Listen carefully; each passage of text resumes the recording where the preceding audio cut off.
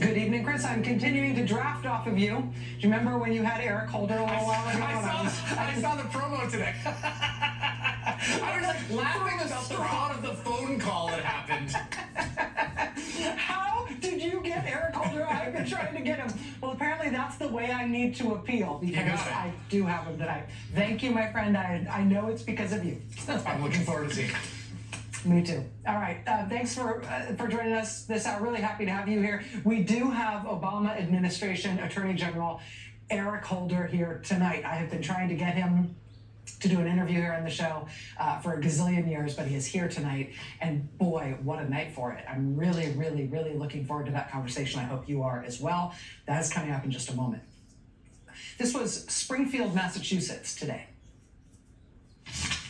Protesters were outside of the federal building on Main Street in Springfield, chanting, "We stand like that," holding signs that read, "Hands off our Social Security." The group, made up of concerned citizens and advocacy organizations, believe Social Security that supports 73 million Americans is in danger. The changes that this government is trying to impose have a great deal of pain for a lot of people. Their concerns are centered around the DOGE cuts to Social Security and the modernization of online systems, as well as the threat of a cutoff of telephone services that was scheduled to take effect April 14, but has since been pushed back. The good news is that pushback has happened a little bit and worked a little bit. We all have to do more. No time to stop. The Social Security Administration plans to cut over 7,000 employees and to close regional offices, which people worry could create an even bigger problem. Seniors and disabled residents tell 22 News this could break the system and interrupt benefit payments. This is really dire. This is just going to throw a lot of old people and people with disabilities on the street. This is unconscionable. I can't imagine. What are they thinking? That was Springfield, Massachusetts just today. This was Washington, D.C. today, as the Republicans did today manage to pass their budget plan through the House. They tried last night, couldn't do it, pulled it at the last minute, but then they got it through today. It will trade huge tax cuts benefiting the richest people in the country for huge Medicaid cuts, taking health care benefits away from more than 70 million regular Americans. People turned out today in Washington to protest that. This was Bloomington, Indiana today, where students and Bloomington community members turned out and protested after the Trump administration started stripping visas from kids at that school, kids studying at Indiana University, forcing them to abandon their studies and flee the country under threat of being arrested and imprisoned. We saw the same at UC San Diego, protests there today in response to Trump revoking student visas from students at UCSD as well. We saw the same in Minnesota, people coming out and protesting against students at the University of Minnesota at Mankato, where at least one student has already been seized, been grabbed by Trump's agents, and more University of Minnesota students are now under the same threat.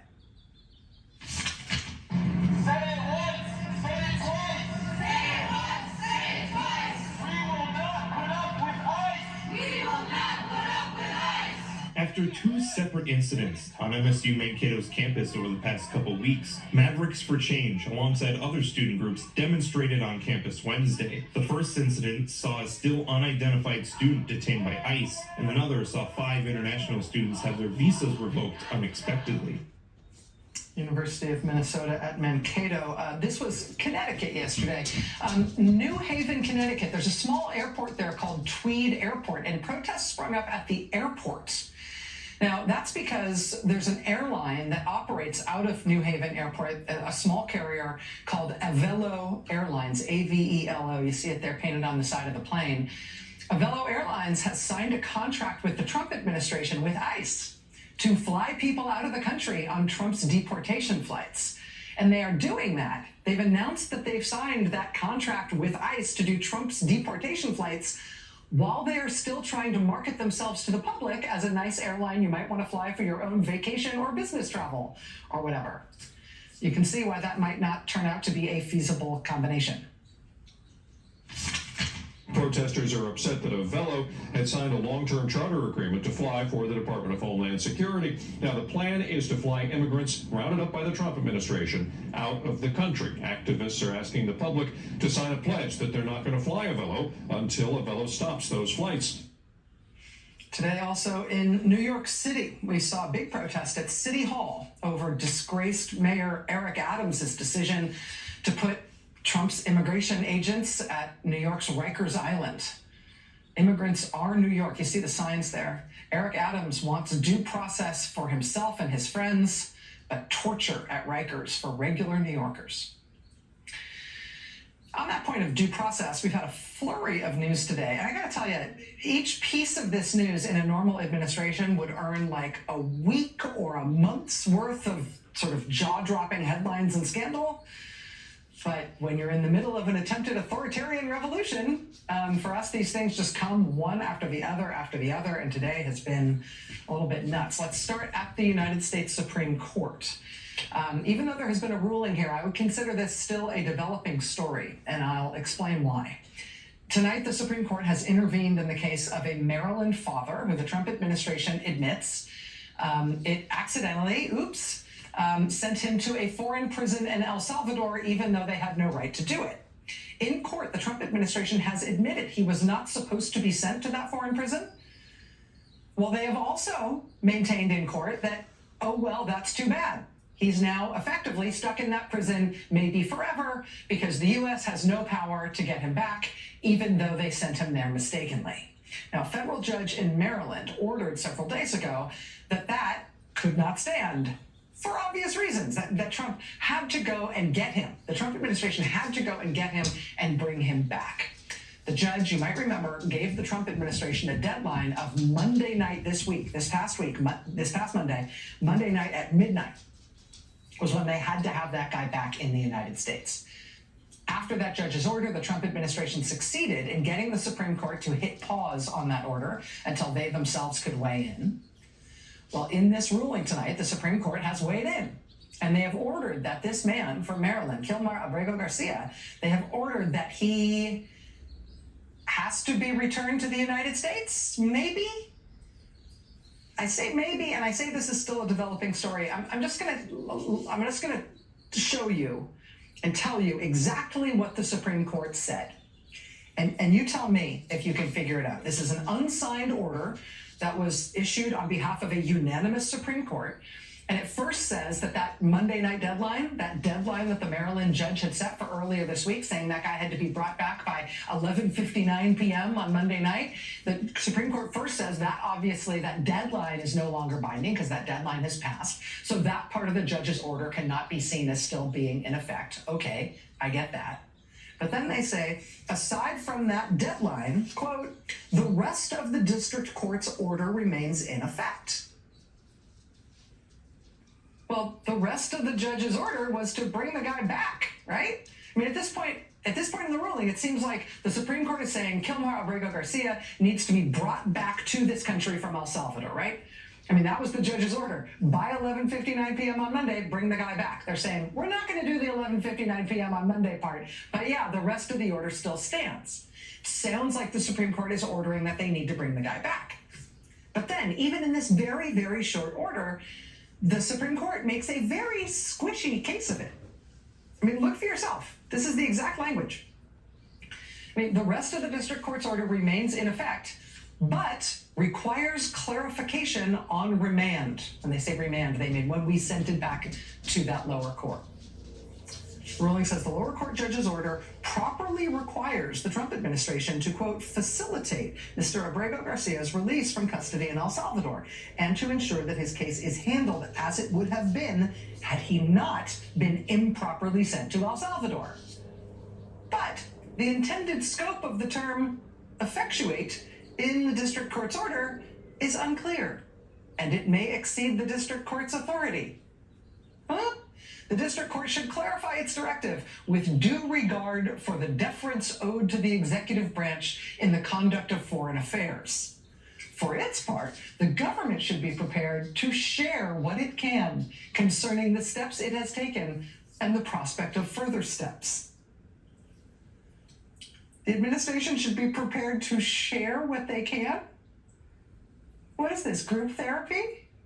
Do you feel you can share? Do you want the talking pillow? Are we going to have a tissue issue? Do you want me to? The government should be prepared to share what it can. It would appear that the United States Supreme Court is ordering that the Trump administration cannot randomly take literally anyone off the street and send them to a foreign hellhole prison, potentially for the rest of their life, without giving that person a chance to argue against it in court. But the Supreme Court also appears to be quite afraid to just say so. And so they've given us this squish opinion that is being variously interpreted by various news organizations, depend on which lawyers are advising them on how to phrase this thing. Because they can't just come out and say it. Now, there is a signed statement accompanying this unsigned ruling, specifically from Justice Sonia Sotomayor. And in her very plain language, she appears to be trying to clarify that the court is saying, yeah, this kid does have to come back. This guy does have to be brought back.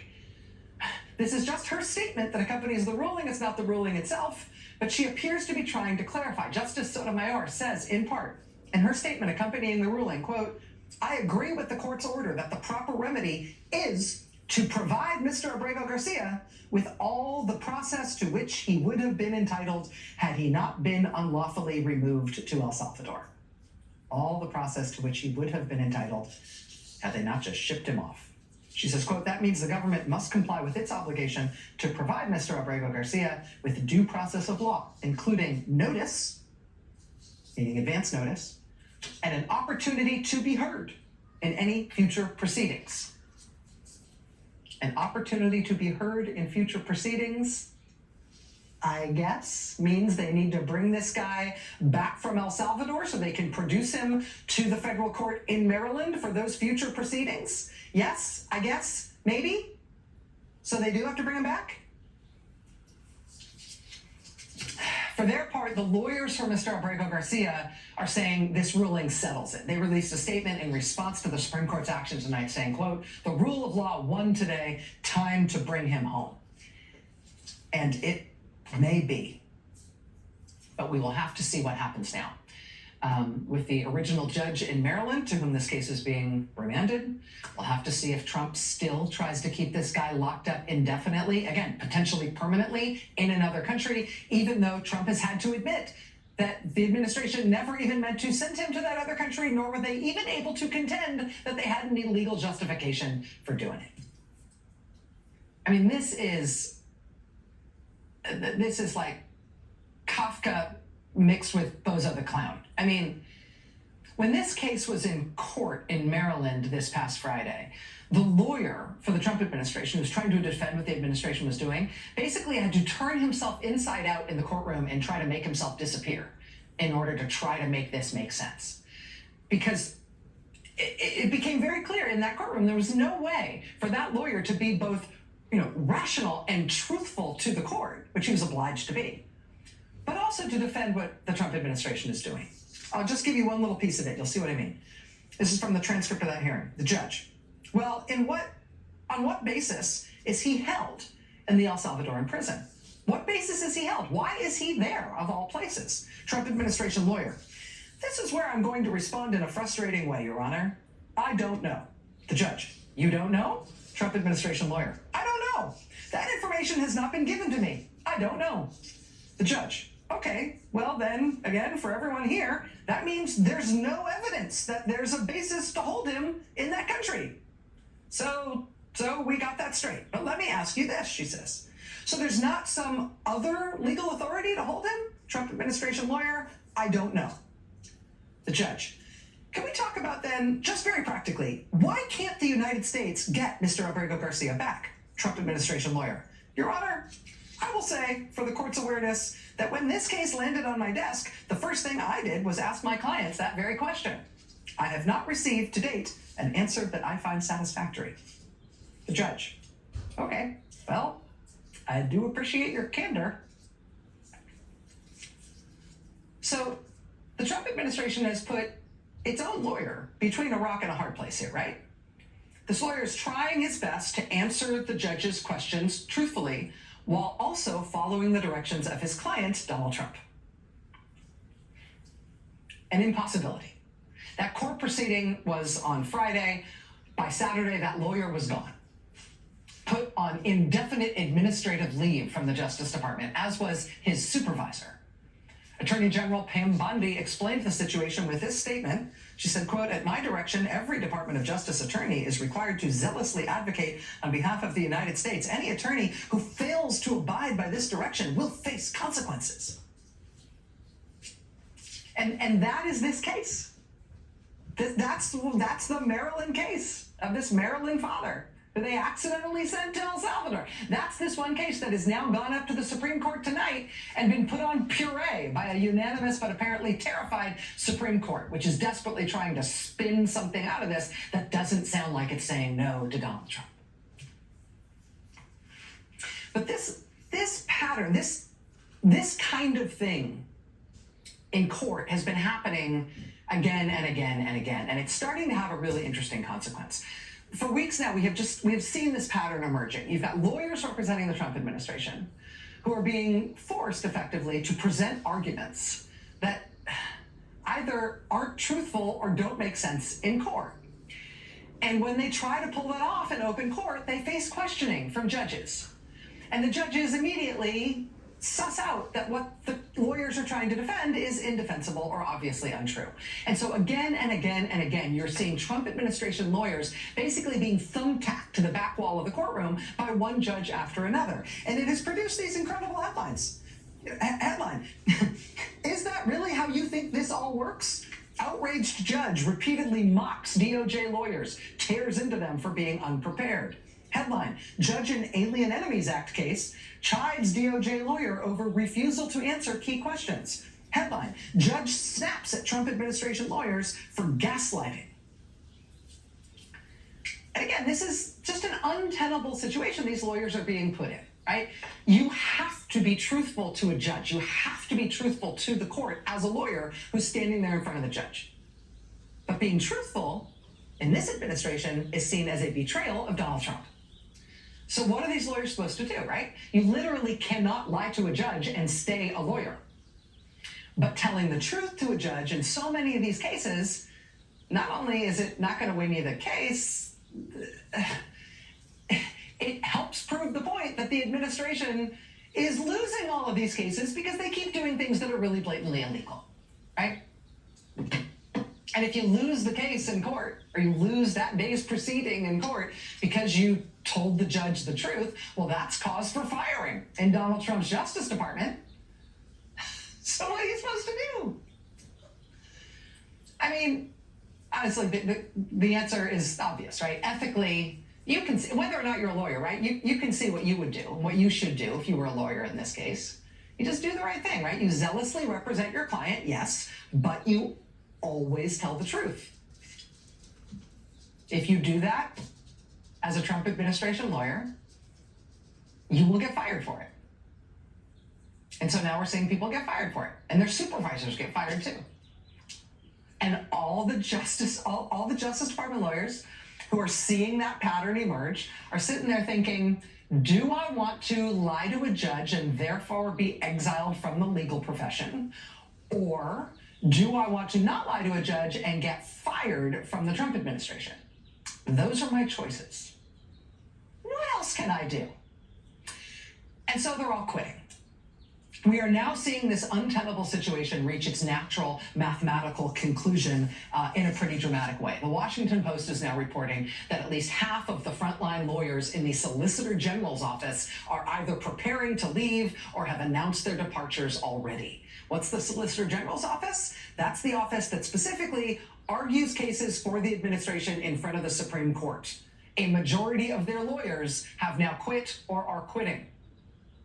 Quote, many of the lawyers leaving the office are uncomfortable or turned off by directives from Justice Department leaders. Again, the reporting here is that at least half of the lawyers whose job it is to defend Donald Trump at the Supreme Court, a majority of the office that has that responsibility has now quit or is about to quit. That seems like a bad sign, right? Seems like a bad sign in terms of what this administration is up to. I mentioned that we have Eric Holder, former Attorney General, here tonight. We're going to talk to him about this.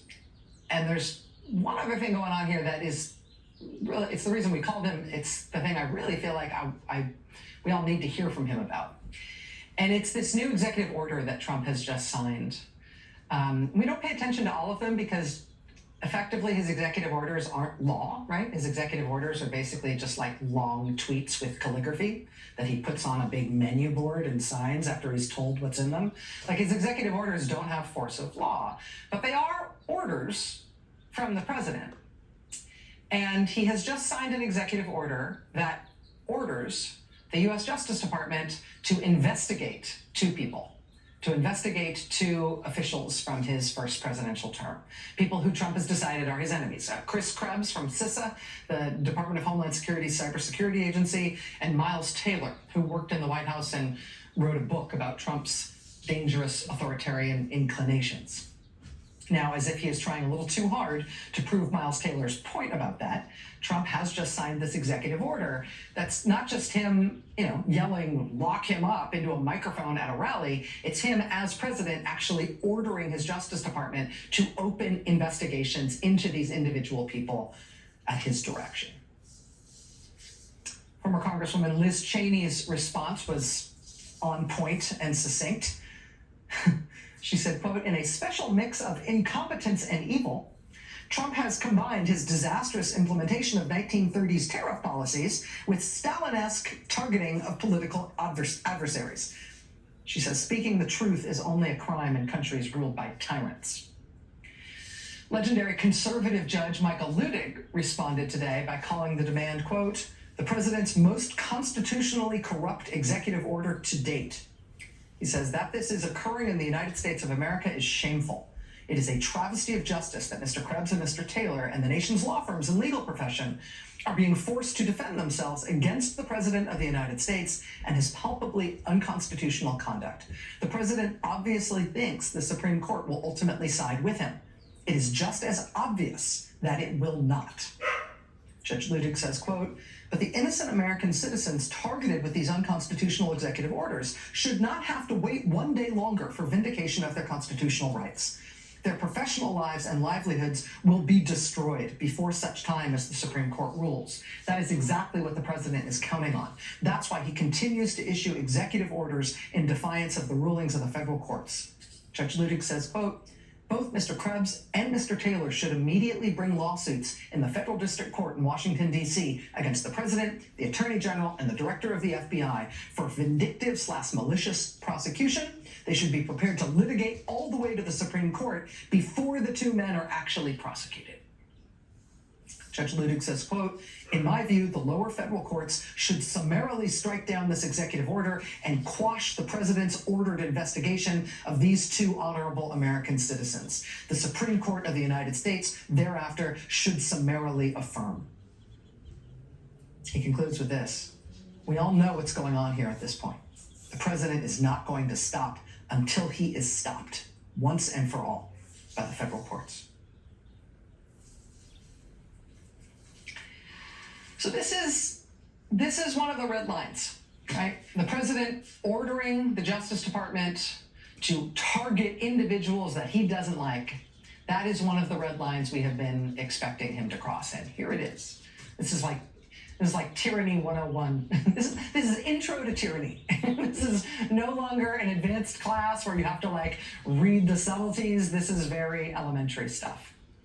Once the tyrant starts directing his prosecutors to open investigations into his named enemies because he named them as enemies, you're there. So what's going to be the response?